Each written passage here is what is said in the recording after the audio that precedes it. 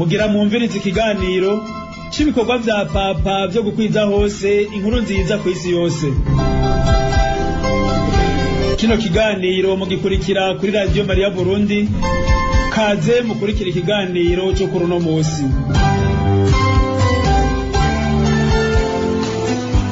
Mwiriwe canke mwaramutse, amahoro ya Kristo bivanye n'umumwe wese aharereye. Mwebwe mwese bakunze bisamiriza mu vyo bacu Bikira Maria, turabaha ikaze n'ubunyene mu kiganiro c'ibikorwa vya papa vyo kwiza hose inkuru nziza ya Yezu Kristo, mukurikira kuri Radio Maria Burundi imisi yose kwa gatandatu nk'aya mango. Ndabaha ikaze rero mwebwe mwese muriko muradukurikira muri ngaha muri Ecclesia y'u Burundi, abari mu bihugu bibanye ndetse no mu bihugu vya kure muriko muradukurikira ku buhinga ngurukana mumenyi mwese. Ndabaha ikaze mu kiganiro c'uno munsi, aho turi kumwe n'umutumire agomba dushikirize igice ca mbere c'urukurikirane rw'ibiganiro bituyagira ku butumwa bw'abagwayi bamenyesha hose inkuru nziza ya Yezu Kristo. Uno munsi akaba agomba adufashe gutegera indwara n'umuntu mu mico y'abarundi, mu mico ya none no mu mico y'abakristo. Mu nkundire mbanze mpikaze uno mutumire agomba atwigishe. Patiri Nestor, mwiriwe neza. Mwiriwe neza. Ndabasabe nawe muramutse bariko baratwumviriza ku musamiriza mu byo wacu Bikira Maria. Ego cane, ndaramukije abo bose bariko baratwumviriza muri kiganiro ngira nti mugira amahoro ya Kristo. Naganze mu mitima yacu. Kino kiganiro kiza kuba kiremeshejwe na jewe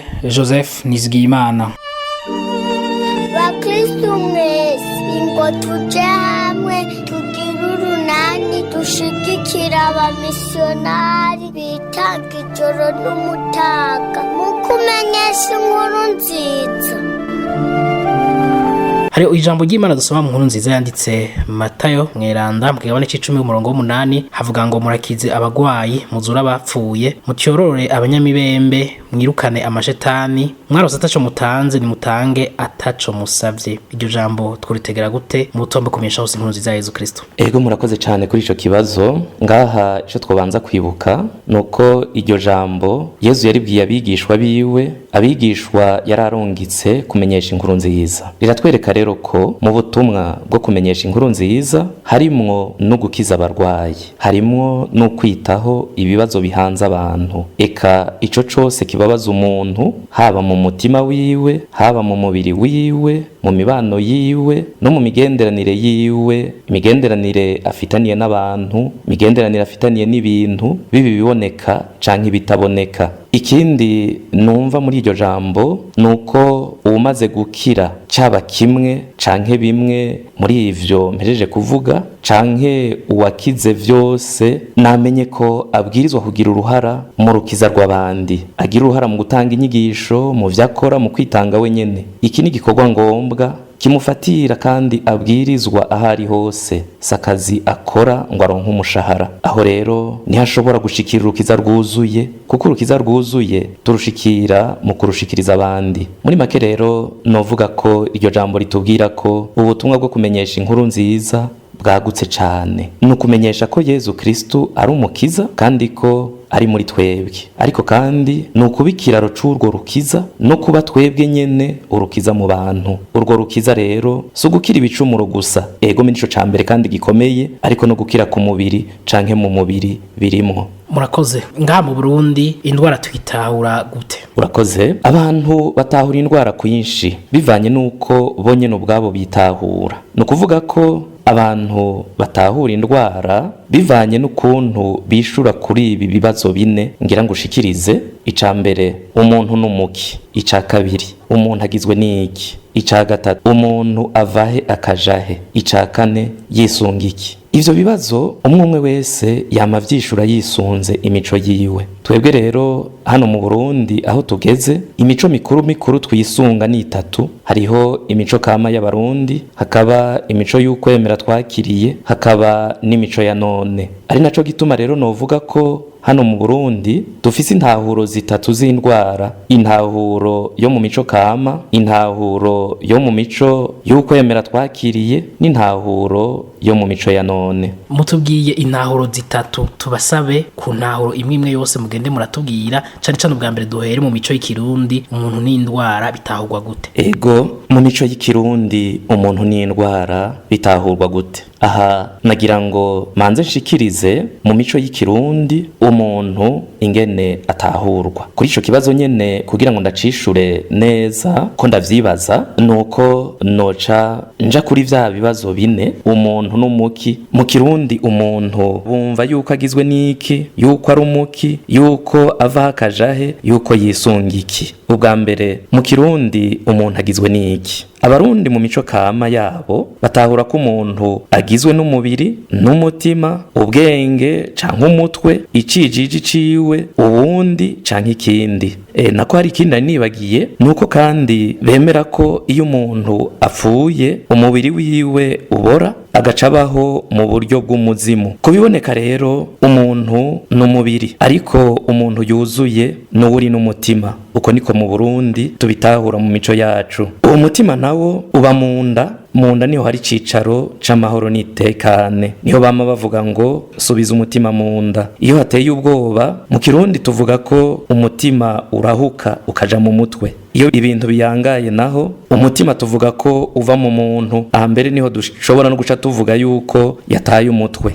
mu bigize umuntu mu mico y'ikirundi baremera ko harimwo icijiji ciwe canke amakanda yiwe iyo ukoze ku ishusho y'umuntu canke ku cijiji ciwe canke ukoze ku co yakozeko canke aho yahonyoye twemera yuko uba umukozeko ni nk'uko rero mu mico y'abarundi twibaza ko umuntu ashobora kurogerwa canke kuvurirwa ku cijiji ciwe ku makanda yiwe mu bigize umuntu rero navuze ko hari umubiri umutima umutwe icijiji canke amakanda ariko harimwo n'abandi baba abantu baba imizimu harimwo n'ibindi bintu cane cane ibi bidukikije ibi rero turashobora kubibona cane tugerageje kumviriza imvugo y'abarundi turavuga ngo abandi iyo ugerageje kwitonda ukumviriza abandi urumva ko nk'ubu jewe mvuze nti abandi mba mvuze abari jewe canke aba jewe ndi iyo umuntu avuze uwundi turumva ko ugerageje kumviriza buke buke witonze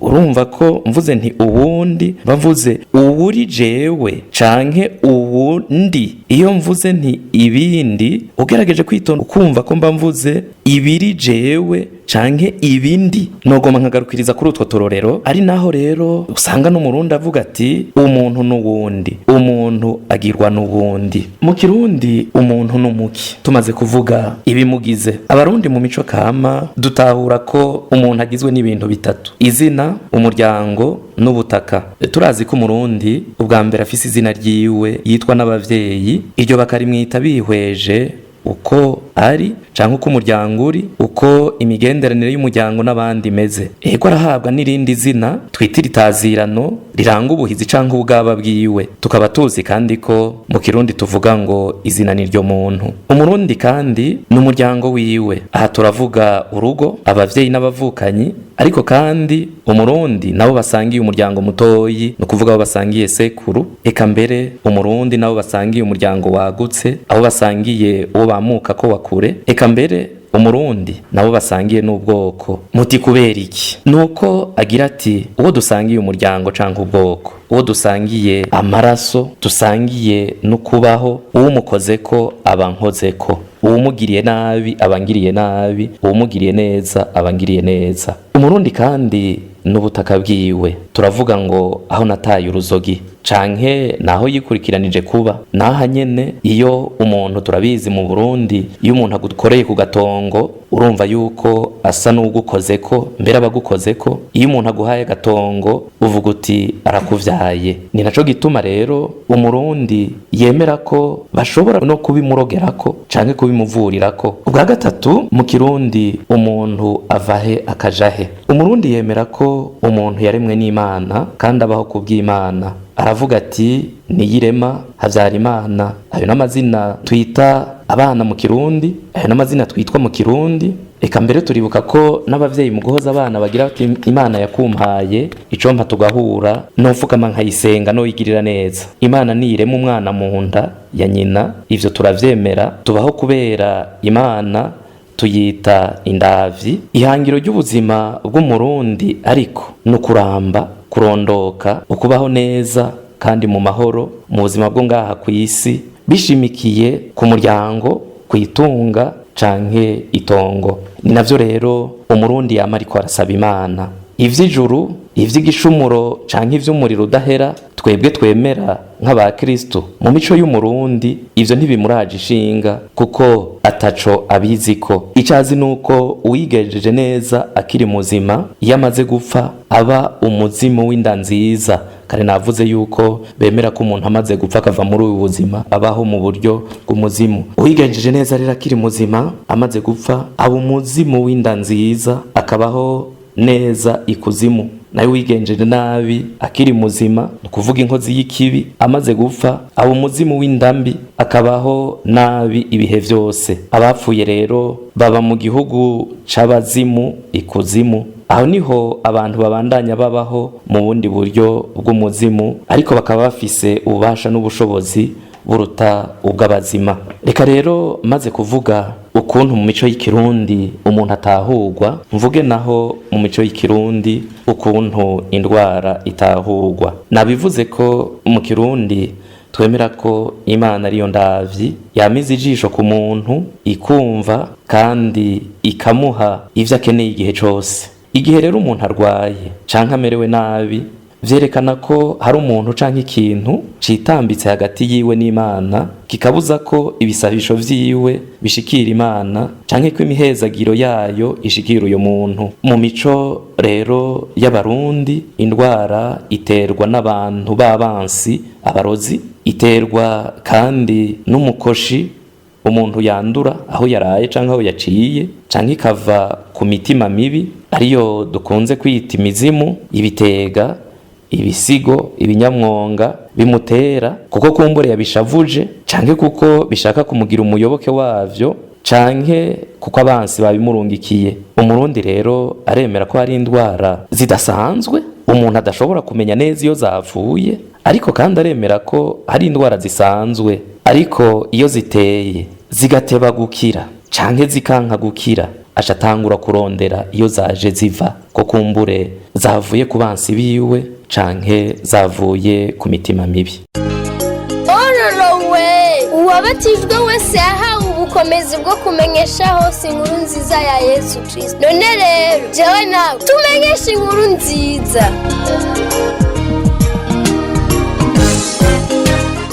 Mwadufashe gutahura umuntu ndetse n'indwara mu mico y'ikirundi. None dusimbije gato mu mico n'imigenzo ya none hoho umuntu n'indwara bitahurwa gute? Murakoze cyane kuri ico kibazo. Egome uti mu mico n'imigenzo vya none hoho umuntu n'indwara bitahurwa gute? Imbere yuko mvuga ukuntu umuntu n'indwara bitahurwa mu mico ya none twagira tubanze dutanga isiguro mbega imico n'imigenzo vya none nukuvuga iki. Ahanagira nisunge umwigisha esuwo ngaha mu Burundi ariko numwigisha muri kaminuza yigisha ivyigwa vyo gutohoza ubumenyi bw'Imana n'ubumenyi bw'abantu. Mwigisha yitwa Benjamin Sombel mu gitabo ciwe mu gifaransa yise Sorcellerie et univers religieux chrétien en Afrique atubwira ko imico n'imigenzo vya none ari uburyo abantu bisunga mu kubaho no mu gutunganya ubuzima.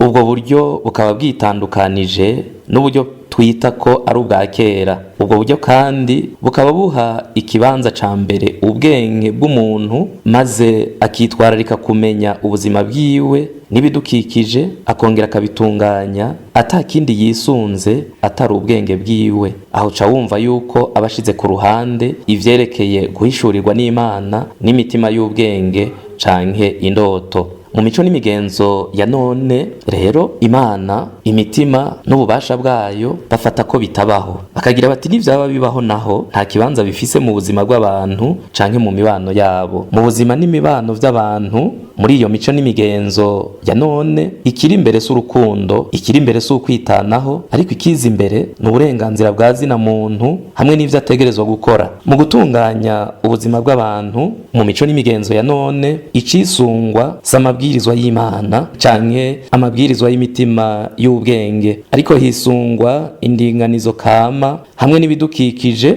Ivyo tukaba tubimenya dukoresheje ubwenge bwacu. Nuko rero twotahura imigenzo n'imico ya none. Ivyo rero vy'imico n'imigenzo ya none vyamuka mu Bufaransa mu myaka y'1789 gushika mwaka w'1795, aho muri ico gihugu habaye ihindagurika rikomeye mu bijanye n'intwaro, imibano n'ukwemera. Ariko muri kano kanya ivyo ntitwobitebako cane, reka dukoze ko tuvuge uko vyashitse hano iwacu. Hano iwacu rero imico n'imigenzo vya none twavyinjiyemwo mu gihe c'umuzo w'abakoroni. Bafatanije n'abamisionari bararwanije imico, imigenzo n'ukwemera kama vy'abarundi bahereye ku mupfumu na kiranga. Ariko rero ico twomenya naho ico gikorwa bagifashanije hari vyinshi batahurirako. Mu gihe abakoroni atakindi bemera atari ubwenge bw'umuntu, abamisionari bo hejuru y'ubwenge bw'umuntu baremera kandi n'ubu baremera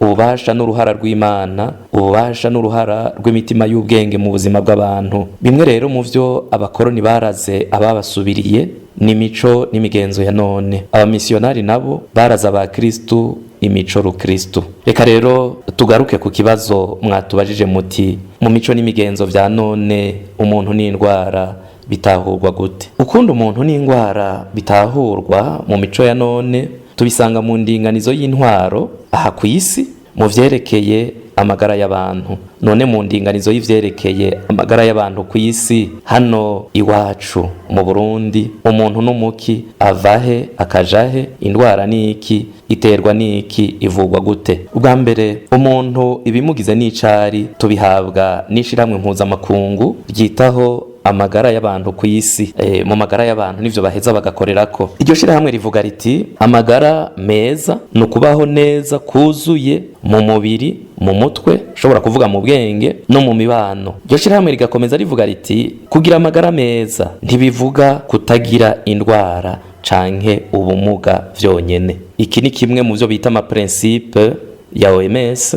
Umuntu arashobora kukiraba muri ayo ma principe ashika 9. Iyo ni principe ya mbere. Ayo majambo aratwumvisha neza ko mu mico n'imigenzo ya none umuntu agizwe n'umubiri, ubwenge n'imibano. Umubiri ugizwe rero n'urufatangane rw'uduce twinshi, niko mu mico ya none bavyumva kandi bavyemera. Iyo utwo duce rero dutandukanye canke umutima ugahagarara, aho bagira bati niho umuntu abapfuye kandi abaheze. Bati ndetse ko umuntu afise ubwenge, erega umuntu n'igikoko mu bindi. Ubwenge nibwo bumuha gutondeka ibintu, buriyumvira, buribuka, buragira imigambi. Ubwenge nibwo bumutuma ashobora guhingura no gutunganya ibimukikije, nibwo butuma ashobora kugira imico n'imigenzo yisangije. Ubwenge nibwo bumutuma yihihangiro kandi agafata ingingo zikwiye kugira ngo arishikire. Muri iyo mico n'imigenzo vya none mu vyerekeye imibano bagira bati umuntu afise icyo ategerezwa gukora, akagira n'uburenganzira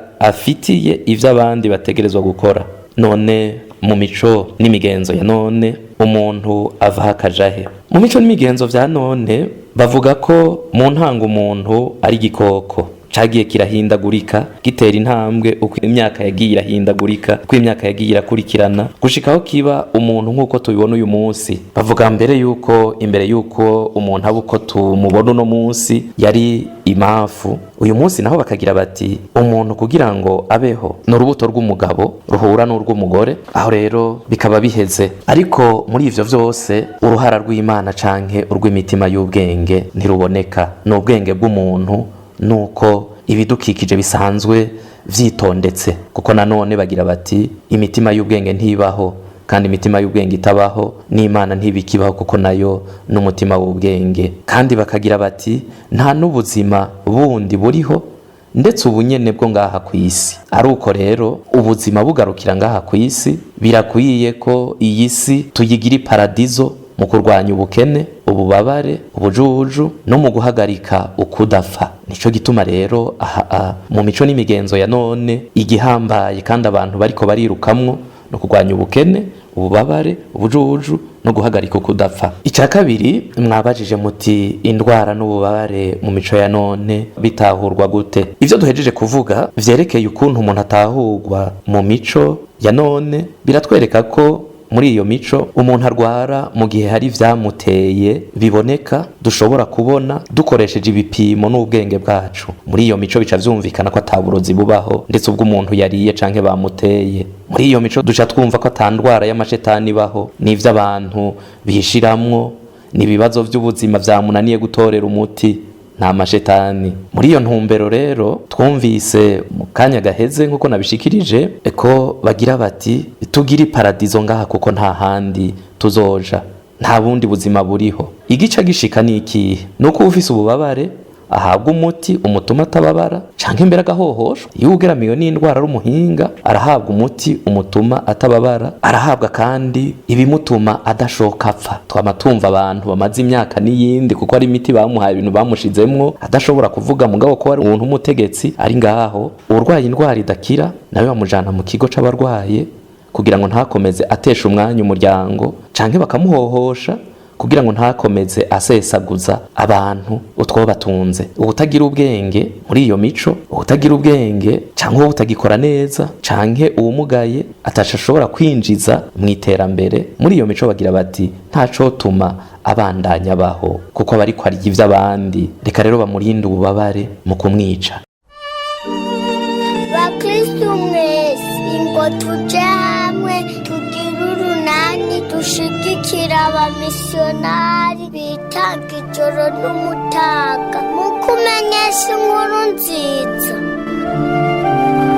Tuvuye mu mico ya none turabakristo, none natwe abakristo umuntu n'indwara tubitahura gute? Urakoze kumbaza ico kibazo uti mbega twebwe abakristo umuntu n'indwara tubitahura gute? Kumbaza ico kibazo bisa no kumbaza uti mbega umuntu n'indwara bitahurwa gute mu bwuzure bwa kera, mu bwuzure bushasha, no mu nyigisho zagiye zirahererekanwa muri ekleziya kuva ku batumwa gushika uyu munsi. Kuko burya imico y'abakristu nta handi voma ataraho. Uti none umuntu n'indwara bitahurwa gute mu bwuzure bwa kera? Reka tubirabe twisunze igitabo c'amamuko ikigabane ca 2 akarongo k'indwi gushika ku ka 25. Ariko nagira duhere kwitohoza dusanga mu gitabo citwa imenya muntu ryo mu bwuzure bwa kera. Ego ko no kugerageza kugihindura mu Kirundi. Ico gitabo canditswe n'umuhinga yitwa Hans Walter Wolf. Muri iryo tohoza ryiwe asanga ko mu bwuzure bwa kera umuntu agizwe n'umubiri, amafyigo, impwemu n'umutima. Agira ati umubiri nibiboneka ku muntu, ibiri imbere n'ibiri nyuma. Aba yitsunze igitabo c'ibiharuro kigabane c'8 akarongo k'indwi n'igitabo ca Yobi kigabane ca 4 akarongo k'15. Abandanya agira ati umubiri bisigura kandi umuntu mu magara make yiwe,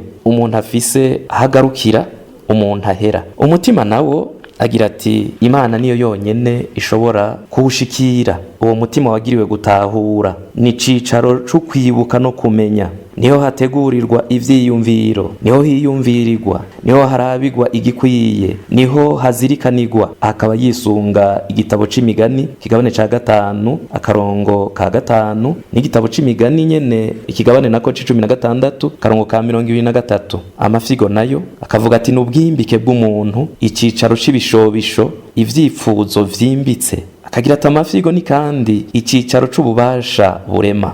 Navuze kandi ko avuga ati umuntu agizwe n'impwemu, izo nazo akagira ati Imana izishyira mu muntu ikimurema kugira ngo abe muzima. Ahaba yisunze igitabo c'itanguriro ikigabane ca 2 akarongo k'indwi. Kabandanya agira ati adafise uwo mutima umuntu si muzima, umuntu ntariho. Akaba yisunze igitabo c'amamuko kigabane ca 35 karongo k'18 n'igitabo c'ihunguka kigabane ca 21 akarongo ka 23. Ati mpwemu ni ingabire y'Imana yonyene. Akaba yisunze igitabo ca Zakariya ikigabane c'12. Ati izo mpwemu zigiye umuntu aca asubira mwivu nk'uko izaburi 146 akarongo ka 4 bivuga. Ati nizo rero zituma umuntu ashobora kugira imigenderanire n'Imana. Ati n'umuyaga w'Imana ni nguvu z'Imana zitanga ubuzima. ati ni ivyifuzo no gushaka k'umuntu. Tumaze rero kubona ivyo uyo muhinga yatohoje, natwe turabire hamwe ibigize umuntu wariwe, yava niyaja, indwara yiwe n'ubuvuzi. Turishimikiza igitabo c'amamuko akarongo k'indwi, handitse ngo umukama ahingura umuntu mwivu, hanyuma ahuhira mu mazuru yiwe impwemu z'ubuzima, nyamuntu acaba muzima. Ibi biratwereka ko umuntu agizwe n'umubiri n'impwemu. Akarongo k'18 nako karavuga kati umukama avuga ati ntibibereye ko umuntu aba wenyene, ngira ndamugirire umufasha bakwiranye. Aha turumva ko umuntu agirwa n'umugenzi, ko umuntu yuzuzwa n'uwundi. Dusimbije ku karongo ka 20 naho handitswe ngo Adamu yita ibikoko byose amazina, ariko nta mufasha bakwiranye yasanzemwo. Aha duca tubona yuko umuntu yiyumvira akaroranya ibintu n'ibindi, bivuga rero ko afise umutima, ubwenge. Akarongo ka 23a kavuga kati Adamu arikamaza ati ubuho rero ni igufa ry'amagufa yanje n'umubiri w'umubiri wanje. Aha tugaca twumva ko umuntu ashagwa, ashima, ahitamwo, akunda ivyo abonye biramukora ko ku mutima, akababara canke agahimbarwa. Aha niyo tuvuga rero tuti umuntu hari n'umutima, kimwe mu bwuzure bwa kera bavuga amafyigo. Akarongo ka 23b nako karavuga kati azokwitwa umugore kuko yavuye mu mugabo. Ibi bikatwereka rero yuko umuntu yuzuye ari umugore n'umugabo. Umugore niwe yuzuza umugabo, umugabo nawe niwe yuzuza umugore. Noneho na Paulo arabitubwira neza ati nta mugore abaho hatabaye umugabo, kandi nta mugabo abaho hatabaye umugore. Turabisoma mu ikete rya mbere yandikiye Abakorenti kigabane c'11 akarongo k'11. Umuntu agizwe n'umugore n'umugabo. Akarongo ka 24 nako kavuga kati nico gituma umugabo azoheba se na nyina, akunga ubumwe n'umugore wiwe bakaba umubiri umwe. Vyumvikana ko umuntu yuzuzwa no kugira umuryango, umuntu agirwa n'umuryango. Akarongo ka 25 naho kavuga ngo naho bari gusa nta soni vyabatera. Ivyo tubizirikanye tukumva ko umuntu afise muri we aho yiyagiririza, akera canke akagira icaha. Umuntu arafise muri we iburaniro, ico nogira nti ni cicaro c'ubucamanza. Akarongo ka 29 karavuga kati urashobora kurya ivyamwa vy'igiti cose kiri muri uwo murima, ariko igiti kimenyesha iciza n'ikibi ntuzukirye namba, umunsi wakiriye uzopfa nta kabuza. Ibi katwereka ko Imana igira iti umuntu ntazarengera Imana, ntizokwama imwereka ibibereye. Umunsi yagomvye kwimenyera wenyene, akimenyera ivyiwe ubwiwe, akimenyera ibibereye, azopfa. Umuntu rero agira itegeko rimugenga. Inabi nayo ni ingaruka yo kurenga itegeko ry'Imana, no kugomba kwimenyera ibibereye. Uwabatijwe wese yahawe ubukomezi bwo kumenyesha hose inkuru nziza ya Yesu Kristo. None rero jewe nawe tumenyeshe inkuru nziza. Muti none uyo muntu twumva atahuga uko mu bwuzure bwa kera avahe akajahe yisunga iki? Aha naho turisunga igitabo c'amamuko kuva ku karongo ka 26 gushika ku ka 30, ariko reka duhere ku mwanditsi w'Izaburi y'umunani akarongo ka 4 gushika ku 9. Niho hari iki kibazo ngo mbega umuntu n'umuki.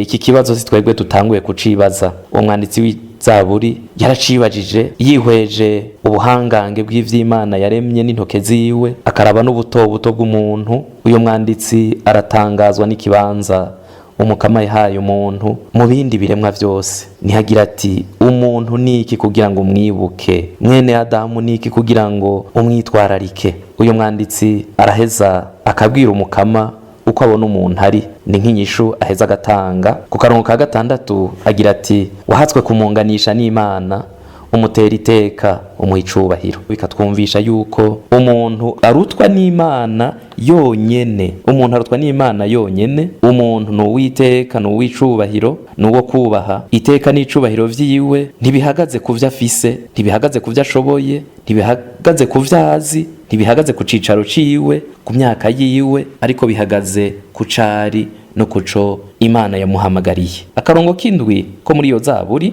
kavuga kati wamuhaye kugaba ivy'iminwe yawe yahinguye, ibintu vyose wabishize munsi y'ibirenge vyiwe. Muri ayo majambo turumva ko umuntu ari hagati y'Imana n'ibiremwa vyose.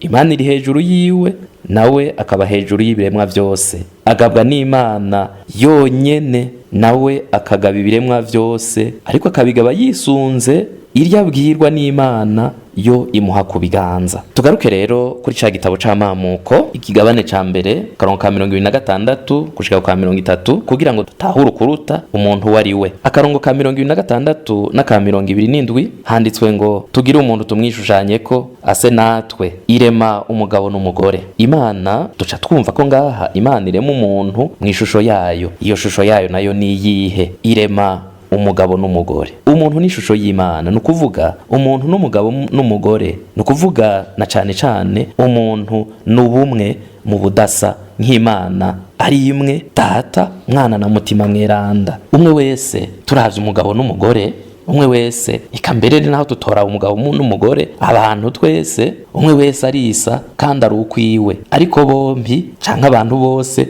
basa n'Imana, ariko umugabo n'umugore nabo bagize umwe, bakuzuzanya mu budasa bwabo. Umuntu rero ni ishusho y'urukundo rwuzuye. Imana yagize iti tureme umuntu ase natwe. Nukuvuga ase gute? Nukuvuga agaba ibiremwa. Umuntu ahamagariwe gusa n'Imana, kuba nk'Imana, kubaho nk'Imana, gukora nk'Imana, mu gutunganya no mu guhingura ivyaremwe vyose. Ugusa n'Imana nukuyegera, nukunywana nayo. Umuntu rero ahamagariwe kunywana n'Imana akaba muri yo. Akarongo ka 28 nako karavuga gati ni murondoke mugwire mwuzura isi muteko muyiganze, kugira ngo arangure ubwo butumwa Imana iramuhezagira. Umuntu rero arahezagiye, si ikintu gisanzwe. Akarongo ka 29 na 30 kagira gati ndabahaye ibiremwa vyose vyifitiye imbuto zavyo bizobabera imfungurwa, ibikoko vyose ndabihaye ibimera biri n'itoto ngo bibibere indya. Imana iraha umuntu imfungurwa zimutungira ubuzima bwo ngaha kw'isi, ariko n'ibikoko irabiha ibizobitunga. None rero abantu ntibaze bapfe ivyo barya canke ivy'umubiri wabo ucambirwa. Abantu ntibaze bapfe ivyirondoka, ivyo kugwira, ibibanza, ntibaze bapfe ivyo gutunganya isi. Abantu ntibaze batera ibikoko ku vyavyo, ntibaze bapfe n'ibikoko y'ivyo kurya, ntibaze bivange n'ivy'ibikoko, ntibaze babihohotere. Itegeko ry'Imana nukubana mu mahoro. Abantu nibabane mu mahoro hagati yabo, nibabane mu mahoro hagati yabo n'ibikoko. Inabi nayo rero nukutabana mu mahoro. Uko nako ni ingaruka y'ukurenga ku itegeko ry'Imana mu gukumirana no mu kwinjiriranira canke mu kurengeranira akarimbi. Akarongo ka 30b kagira kati vyose vyari vyiza cane. Bivuga ko mw'iparadizo umuntu ari kumwe n'Imana atazeruka ijambo ry'Imana, akaguma ahabwa nayo ivyo akeneye buri mwanya. Arujurijwe muri vyose, nta ndwara, nta bubabare, nta rupfu, nta kimusoba, nta yegayega. None indwara, ububabare, urupfu canke gusobwa, kuyegayega vyaje gute? Vyatewe n'iki? Indwara n'ububabare mu bwuzure bwa kera bitahurwa gute? Twisunze igitabo c'amamuko kigabane ca 3 karongo ka mbere gushika ku karongo k'19, indwara n'ububabare vyadutse bivahe. Akarongo ka mbere gushika ku k'15 batubwira ko inzoka itera gukekereza kugira ngo umuntu yemere ijambo rindi atari ijambo ry'Imana yamuremye. Iryo jambo rindi ryerekana Imana mw'ishusho itari yayo, ribwira umuntu ko Imana yigungira ko imuha ibidakwiye, rigaheza rikamutumirira kwiha. Ukugamburuka ijambo rindi atari iry'Imana, ukugarariza Imana ari nako gucumura, no kurondera kwibonera ibibereye uteretswe n'Imana, ni kandi ugukumira canke ukuvogera abandi canke ibindi. Ivyo rero nivyo bituma akagozi gapfundikanya umuntu n'Imana, umuntu n'uwundi,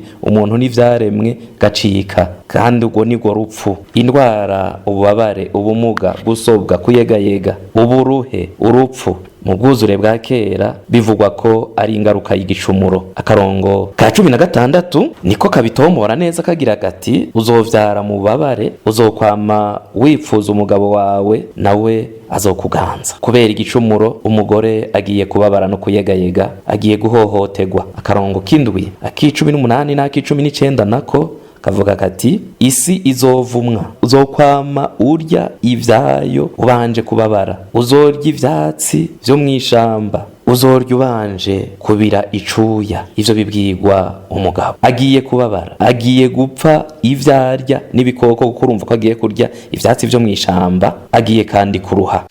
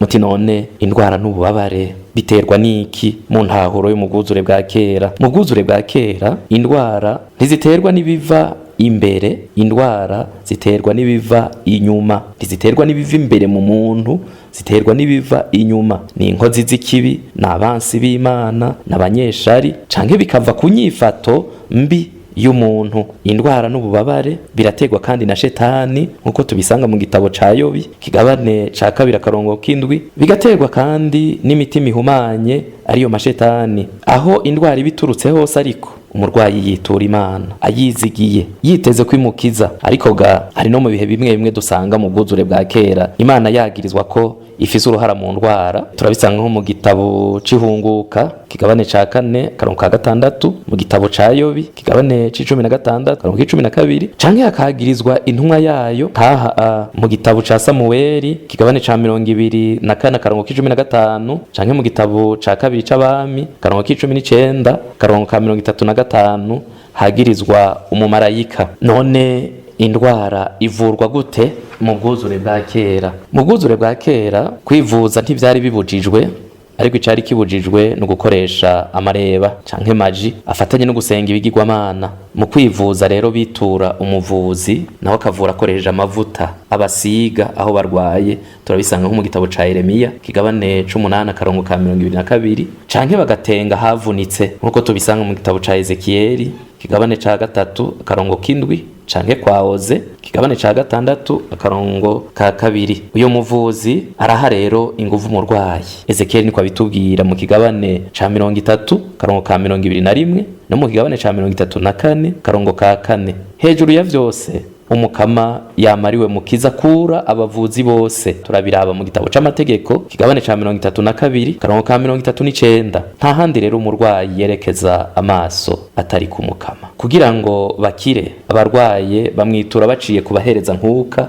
no kubahanuzi, turabisanga mu bene Levi kigabane ca 13 akarongo ka 49 no mu kigabane ca 14 akarongo ka 2, igitabo ca 2 c'abami kigabane ca 4 akarongo k'18 gushika ku ka 37. Akenshi rero ugukira ni ikimenyetso cibonekeza kikabonekera mu bitangaro. Aho twari mu bwuzure bwa kera tuje mu bwuzure bushasha. Aha rero mu kuvuga intahuro y'umuntu n'indwara mu bwuzure bushasha turavuga intahura muntu ya Yezu n'abamukurikiye abo n'abigishwa biwe. Iyo nayo ni yayindi y'abayahudi b'ico gihe, ariko aho bikenewe Yezu arayihubura kandi akayuzuriza. Kako Yezu ni Imana nkase, yegome ntakuri ivyanditswe, ntatangura ivyiwe bishasha, agaruka kwijambo rya se agahubura kandi agashitsa ivyanditswe mu bwuzure bwa kera. Kumwe nyene avuga ati ntimugire ngo naje gukura itegeko canke abahanuzi, eka sinazanywe no kuzimanganya, naje gushitsa. Bimwe mu bigize umuntu turabisanga muri aya majambo ya Yezu avuga yisunze ubwuzure bwa kera ngo urakunda umukama Imana yawe n'umutima wawe wose n'umushaha wawe wose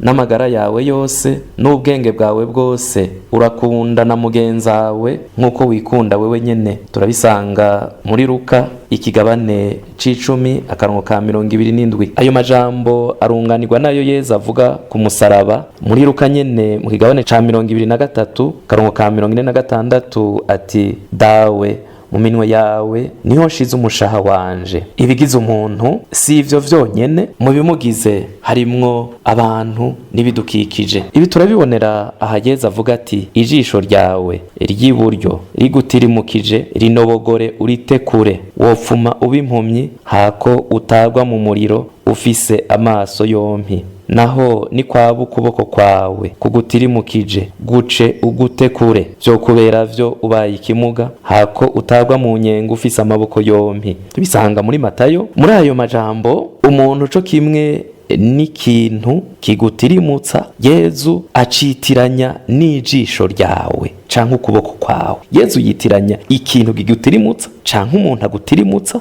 n'ijisho ryawe canke ukuboko kwawe. Ivyo bikerekana ko mu bigize umuntu harimwo abantu canke ibintu dufitaniye imigenderanire. Mu bigize umuntu harimwo ivyiwe. Ivyo turabibonera nka cagihe wa mugore yaragwaye umugongo ahakoreye ku mpuzu za Yezu yaciye akira. Eka na Yezu yarumvise ko ububasha bumvuyeko. Turabisanga muri Mariko igabane ca 5 akarongo ka 27 gushika kwa 32. Eka Yezu baramusaba ngo bapfume bakora ku buyonga bw'impuzu ziwe kandi ngo bamukoze ko baca bakira muri Matayo 14 akarongo ka 36. Mu bigize umuntu harimo kandi cijiji. Aha dusomye mu bikorwa by'abatumwa kigabane ca 5 akarongo k'15 batubwira ko bahora bazana abarwayi kugira ngo icijiji ca Petero kibapfuke bakire. Ivyo nibigize umuntu. None umuntu icari n'ihangiro ryiwe vyovyo nibihe? Burya umuntu n'umwe rudende n'ikinege ari wenyene be n'Imana, ariko kandi umuntu n'umuryango n'umugabo n'umugore. Ku ruhande rumwe umugore yuzuzwa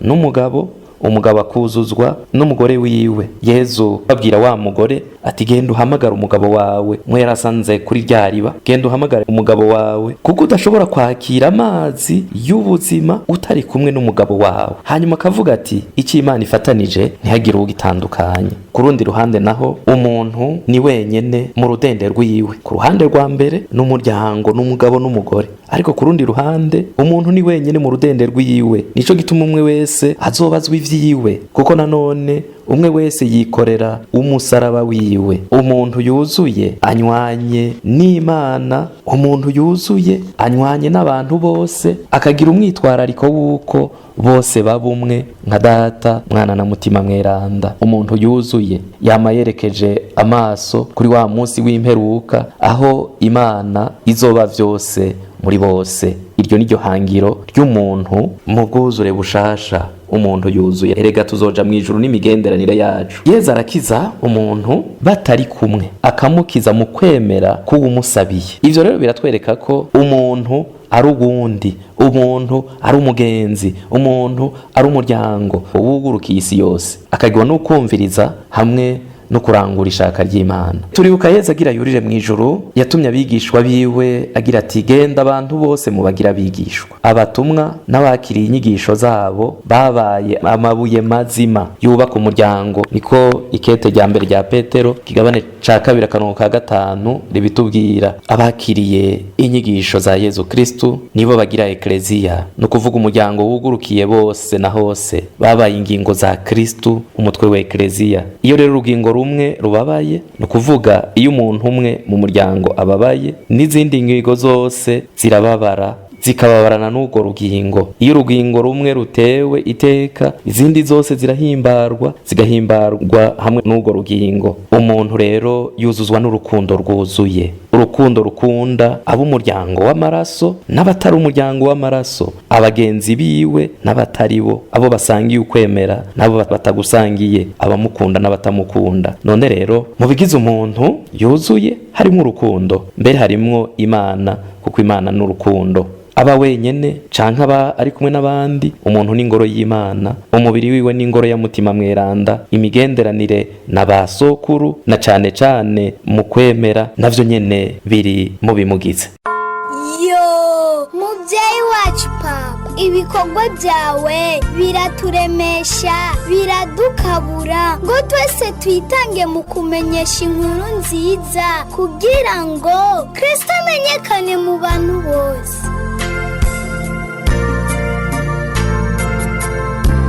Ihangiro ry'umuntu mu bwuzure bushasha nirihe? Umuntu yaremwe n'Imana, aremwa mu gashusho kayo. Ivyo turabisanga mu gitabo c'Amamuko kigabane ca mbere 26-27. Ariko muri Yezu Kristu araremwa ukundi gusha. Umuntu si ishusho y'Imana vyonyene, kubwo kwemera Yezu Kristu ni kandi umwana w'Imana, nkuko tubisoma mu ikete Paulo yandikiye Abagalati kigabane ca 3:25-26. Iwabo w'Imana se w'abantu bose ariho mwijuru, ni kandi iwabo w'umuntu ni mwijuru. Niko tubisoma mu makete ya Paulo. Umuntu ararusha iteka ibiremwa vyose, eka n'abamarayika nyene. Mu kwigira umuntu kwa jambo, umuntu yarambitswe urugori rw'ubuninahazwa rumutera icubahiro, ashirwa hejuru y'abamarayika ngo habuze gato ngo angane n'Imana. Niko ikete ryandikiwe Abahebureyi gabane ca 2:6-9 kabitubwira ngo arushwa iteka n'Imana yonsa. Umuntu rero ni mwiza, si ubwiza afise ahubwo n'ubwiza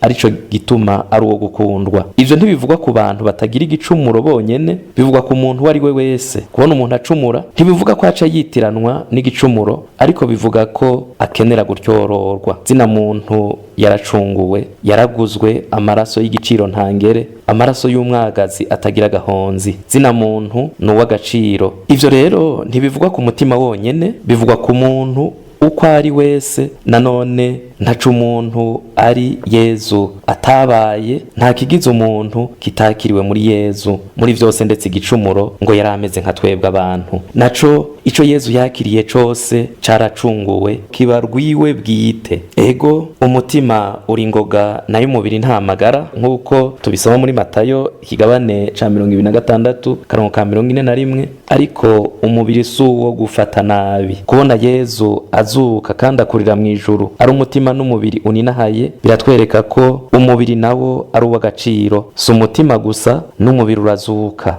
si umutima gusa n'umubiri urajanwa mu ijuru. Umuntu aja mu ijuru uko ari wese, ntajayo ibice bimwe. Kugira ashikeyo arasabwa kwemera Yezu ko ari umukiza, arasabwa kuvuka ubwa kabiri mu mazi no muri mutima mweranda akabatizwa, arasabwa no kurya umubiri wa Yezu Kristo akanywa n'amaraso yiwe, agasangira na Yezu ububabare kugira ngo azasangire nawe ubuzima, apfane na Kristo kugira azazukane nawe. Uti none inyanduruko y'igicumuro n'indwara mu bwuzure bushasha ni iyihe? Egome, shetani iragerageza umuntu, na Yezu nyene yarageragejwe, ariko icica umuntu ntikiva inyuma, kiva imbere mu muntu, nk'uko tubisoma muri Mariko ikigabane c'indwi karongo k'15. Hari ukugeragezwa hakaba no guhitamwo. Umuntu acumura kuko arico mu mutima wiwe yahisemo. Ego ububabare n'indwara ni ingaruka y'igicumuro, ariko abababara canke abarwara bose suko baba bacumuye. Ego impera y'igicumuro n'urupfu, ariko ubuzima budahera muri Yezu Kristo ni ingabire y'Imana ku buntu bwayo, niko na Paulo abitubwira mw'ikete yandikiye Abanyeroma ikigabane ca 6 akarongo ka 23. Ububabare rero, indwara canke urupfu si igihano c'Imana. Umuntu nawe akizwa n'ukwemera kwiwe, ariko ababara, arwara canke apfa suko abatemera. Murakoze cyane kuri igice ca mbere mwadufashe gutegera umuntu n'indwara mu mico y'abarundi, mu mico ya none ndetse no mu mico y'abakristo. Ijambo mwosozera ko kino gice ca mbere ni ryahe? Tumaze guca hirya no hino umuntu n'indwara uko bitahurwa mu mico kama, mu mico ya none no mu mico rukristo,